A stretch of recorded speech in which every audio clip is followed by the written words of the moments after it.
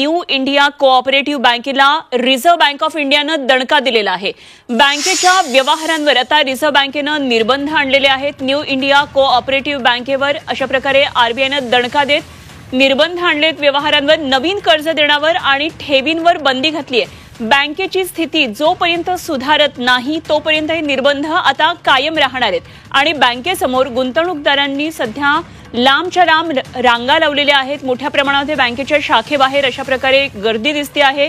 बँकेच्या व्यवहारांवर रिझर्व्ह बँकेनं अशा प्रकारे निर्बंध टाकलेले आहेत, त्यामुळे एक प्रकारची भीती सर्व बँकेच्या ग्राहकांना सध्या आहे।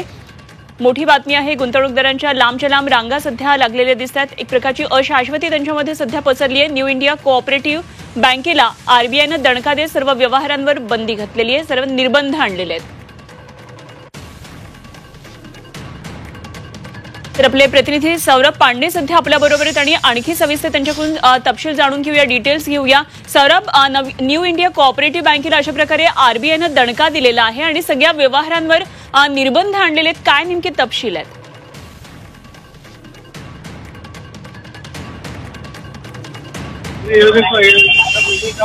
बँकवर काल रात्री प्रतिबंध लागलेला होता आणि आज सकाळी आपण त्या बँकेच्या ब्रांचच्या बाहेर उभे आहोत। ही जे आहे अंधेरी ईस्टची ब्रांच आहे आणि आपण व्हिज्युअलच्या माध्यमाने बघू शकतात की कशा प्रकारे जे बँक डिपॉझिटर्स आहे ते इथे उपस्थित आहेत। त्याचे जे चौकशी आहे त्यांच्या डिपॉझिटची ते करायला इथे आपण बघू शकतात की जे काही व्यवहार होते, लेनदेनची व्यवहार होते त्याच्यावरती पण जे आहे रेस्ट्रिक्शन्स लावलेला आहे आरबीआय द्वारा आणि जे सगळे बँकाची कामकाज होती त्याला बघून जे आहे आता आरबीआयने हे कदम घेतलेला आहे।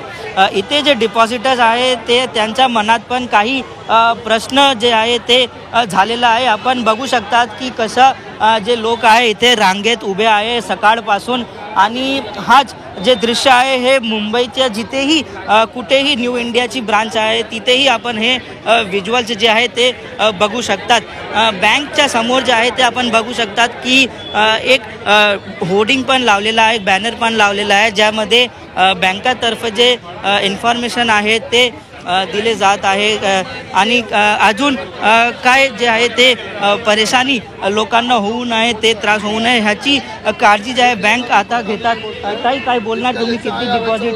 ताई, ते जे लोक आहे त्यांच्याशी आपण वार्ता करूची बघतो, पण त्यांच्या मनात जे आहे ते आता प्रश्न आहे की त्यांची जी मेहनतची कमाई होती त्याचा काय होणार, कारण काय त्यांचे सॅलरी पण आहे, कोणाच्या घरी लग्न पण आहे, हे सगळे जे आहे ते त्यांच्या मनात प्रश्न उरलेला आहे। आमच्यासोबत डिपॉझिटर्स आहे।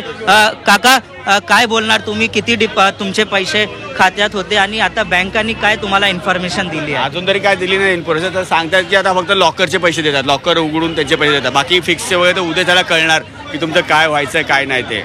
आता आमच्या याच्यामध्ये 2-3 लाख रुपये फिक्समध्ये आहेत, आता बघूया काय होतं आहे काय नाही। आणि बाकी सोसायटीच्या वगैरे पण अकाउंट्स आहेत, आता ते पण सगळे आलेले आहेत। काय तुम्हाला इन्फॉर्मेशन दिली आहे? काय इन्फॉर्मेशन तर दिली नाही, काय दिली नाही। सोसायटीचे आमचे पैसे अडकले आहेत, 5-6 लाख रुपये आहेत, त्यातले आता भेटले पाहिजे ना आमचे परत पैसे। चालेल चालेल, आमच्या बरोबर अजून डिपॉझिटर आहेत त्यांच्याशी वार्ता करू। काका, काय तुमची अमाऊंट किती आहे आणि बँकांनी काय आश्वासन दिलं आहे तुम्हाला? बँकांनी काय आश्वासन नाही दिलं, त्यांनी लगेच इकडे नोटीस मारलेली आहे आणि आमच्या सेव्हिंग अकाउंटमध्ये 1.5 लाख रुपये आहे, तर कधी भेटणार काय माहीत नाही, ते इन्क्वायरी करायला मी इकडे आलेलं आहे।